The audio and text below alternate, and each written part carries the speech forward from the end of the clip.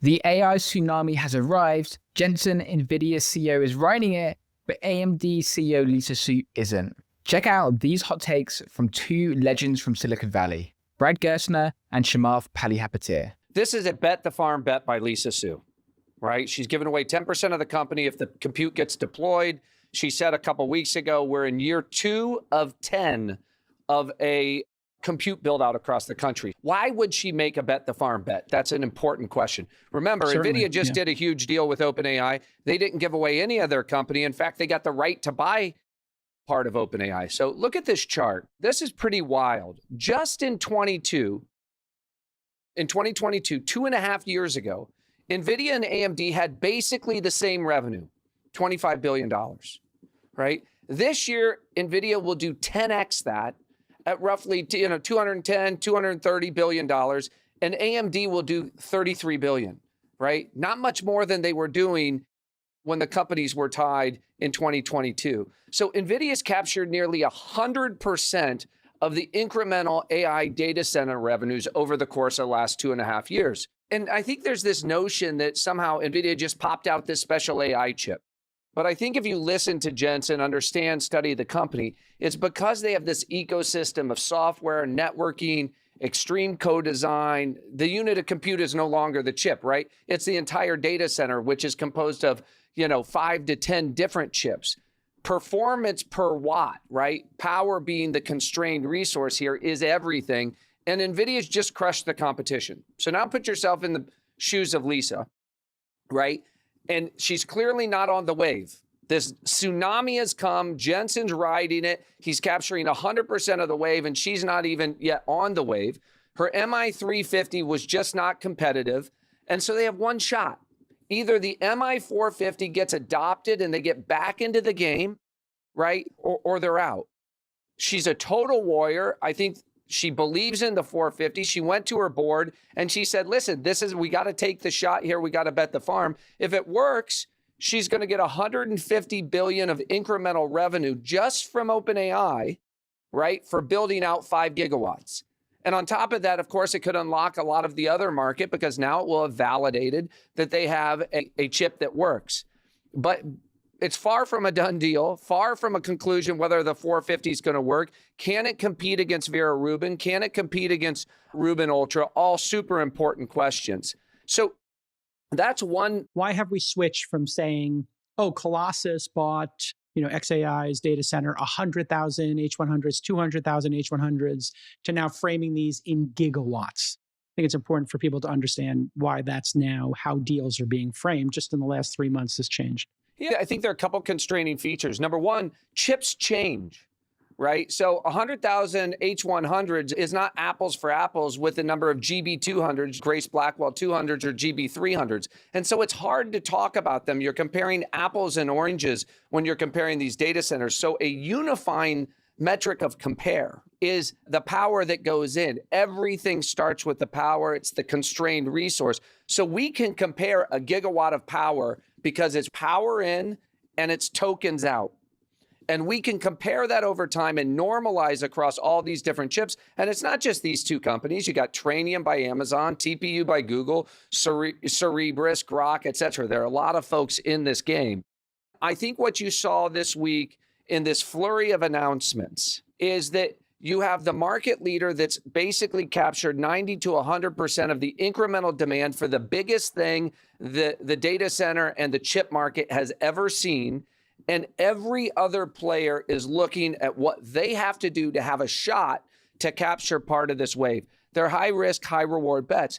The other thing I would say is we're hearing these estimates of 100 gigawatts, 4 to 5 trillion of build out over the course of the next 4 years. If you look at that same chart I just showed you, that's not what Wall Street estimates are. There is a lot of disbelief on Wall Street as to what's going to get built out. Starting in 2027, it basically flatlines, 27 through 29 for NVIDIA, right? Less than 10% CAGR in terms of the growth for NVIDIA. They have by 2029, them doing 360 billion in revenue compared to 210 billion of revenue this year. To put it in gigawatt perspectives, that means going from 4 to 5 gigs per year in 25 to 9 gigs in 29. That's a big step up. but a long way from the 100 gigawatts you were hearing, bantered about on CNBC this week. That's for a different reason. Nick, put this quote up there, which is this famous quote from Nathan Rothschild, where he said, "I care not what puppet is placed upon the throne of England to rule the empire on which the sun never sets. The man who controls Britain's money supply controls the British Empire, and I control the British money supply." Why is that quote so interesting as applied to AI? I think that what you're going to see, and you're seeing it in those revenue graphs, is that there is a traffic jam that's happening in growth where it won't be the ability to actually build next-gen silicon, but it'll be the energy inputs that will constrain it, and it will be the ingredient inputs that constrain growth. And so the companies that then control those elements of the supply chain will actually come into power and rise to power. One example of this is when you look at the architecture of NVIDIA's chips, one of the things that they have made a huge bet on is HBM. And this is a memory structure. And what's so interesting about that is when you look at the HBM market, it is effectively NVIDIA who takes up the majority, and then Google. And now AMD's next architecture actually needs to sit on top of HBM. Now they're going to have to go and step into that supply chain and try to ask for share. Where will that share come from? And this is where the people that then control that supply, SK Hynix and Samsung, will have leverage. Now, this is what's interesting about a deal that OpenAI announced 2 or 3 weeks ago. Sam was in Korea, and you saw him shaking hands with SK Hynix and Samsung. And my initial thought then was, why is OpenAI doing a deal with the memory maker? And then it occurred to me, wow, he's buying forward capacity on HBM because now he can allocate that share. So when I saw that deal and I saw that equity, it reminded me of this Rothschild quote. Sam has allocation, and now Sam can allocate allocation, and then as a result, get a tax. And I believe that the warrants and the equity are effectively that. What's a different example? Energy will be the gating item beyond a shadow of a doubt. And so if you control electrons, any form of electrons, hydrocarbon to electron, photon to electron, doesn't matter, you will then be in a position to start asking for equity, upside, participation in these companies in a way that you could never do before. You would just have been a linear member of the supply chain. AMD has fallen so far behind NVIDIA that Lisa Su had to risk the entire company on one chip to get back in the game. Brad Gerstner explains, just in 2022, 2.5 years ago, NVIDIA and AMD had basically the same revenue, $25 billion. This year, NVIDIA will do 10x that at roughly 210 to 230 billion, and AMD will do 33 billion. NVIDIA's captured nearly 100% of the incremental AI data center revenues over the last 2.5 years. Brad described Lisa Su's situation. Put yourself in her shoes. She's clearly not on the wave. This tsunami's come, and Jensen's riding it. He's capturing 100% of the wave, and Lisa isn't yet even on the wave. In Brad's opinion, MI350 was just not competitive enough, and that's only just been released, so AMD has one shot. Either the MI450 gets adopted and they're back in the game, or they're out. Brad's painting a make or break moment for AMD. 2.5 years ago, AMD and NVIDIA were equals, both doing about the same in revenue. Then AI exploded, and then NVIDIA captured essentially all of it. NVIDIA will do over $200 billion this year, and while AMD barely grew to $33 billion.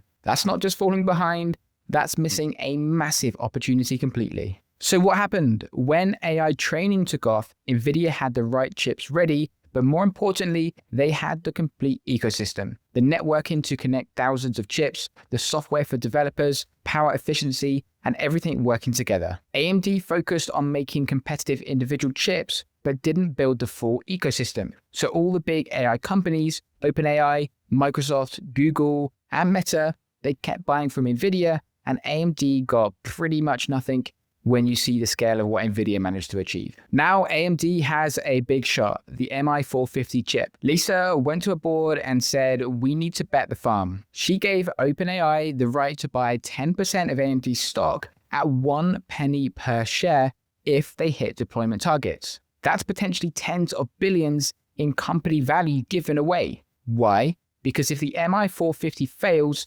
AMD is going to be basically out of this chip race forever. But if it works, they could get $150 billion in revenue just from OpenAI, plus open doors to other customers wanting an alternative to NVIDIA. The risk is huge. The MI450 needs to compete against NVIDIA's next generation chips, Vera Rubin and Ruby Ultra. NVIDIA keeps improving, so AMD needs their new chips to match NVIDIA's future chips, not just current ones. That's incredibly hard when NVIDIA has a massive head start and all the ecosystem advantages. AMD is risking everything on this one product.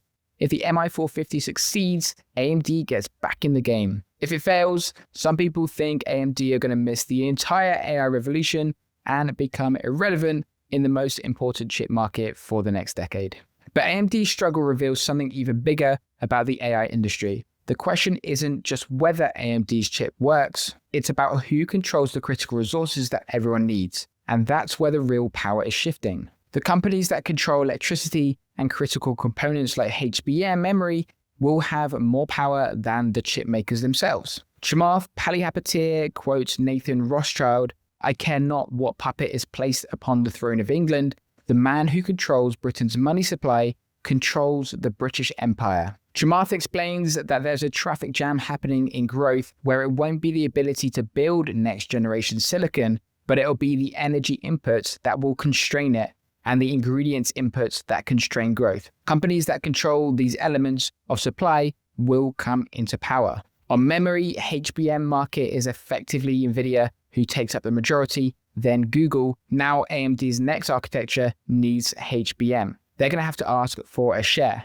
This is the most important shift in AI that almost nobody's talking about. Everyone focuses on whether NVIDIA or AMD makes the best chip, but the real power is moving to companies that control what chip makers desperately need but can't get enough of: electricity and critical components like HBM memory. Building AI data centers requires massive power, gigawatts, the same amount that powers entire cities. Estimates suggest 100 gigawatts of AI infrastructure over the next 4 years. The problem, there isn't enough electricity. Power grids are strained, new power plants take years to build, nuclear plants take a decade.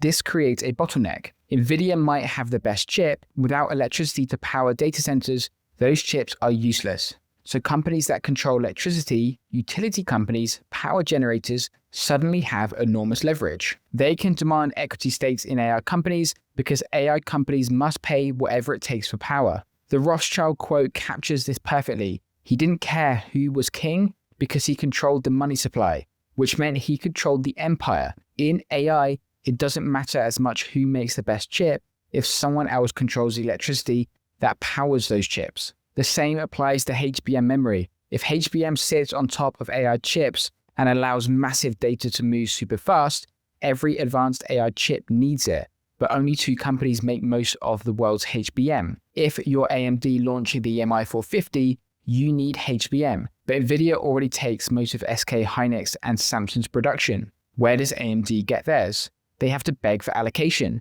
and those companies can demand whatever they want. This is why Sam Altman from OpenAI flew to Korea and made deals with SK Hynix and Samsung. Sam is buying forward capacity on HBM, locking up future production so OpenAI has guaranteed supply. But here's the genius. Once Sam controls HBM allocation, he can allocate it to chip makers like AMD and charge for it through fees or by demanding equity, exactly what the AMD warrant structure allows. OpenAI becomes a toll booth. If AMD wants HBM for their MI450, they might need to go through OpenAI. That gives OpenAI enormous leverage. This changes who has the power in AI.